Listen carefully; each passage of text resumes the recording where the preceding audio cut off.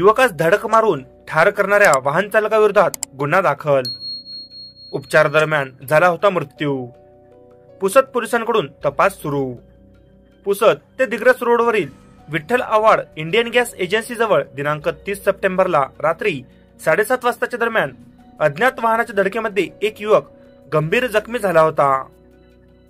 गंभीर जखमी झालेल्या युवकाला पुसद येथील उपजिल्हा रुग्णालयामध्ये उपचाराकरिता भरती करण्यात आले होते, परंतु उपचारादरम्यान त्याचा मृत्यू झाल्याची दुर्दैवी घटना समोर आली आहे। अज्ञात वाहन चालकाविरोधात वसंतनगर पोलीस ठाण्यामध्ये विविध कलमान्वये गुन्हे दाखल करण्यात आले आहे।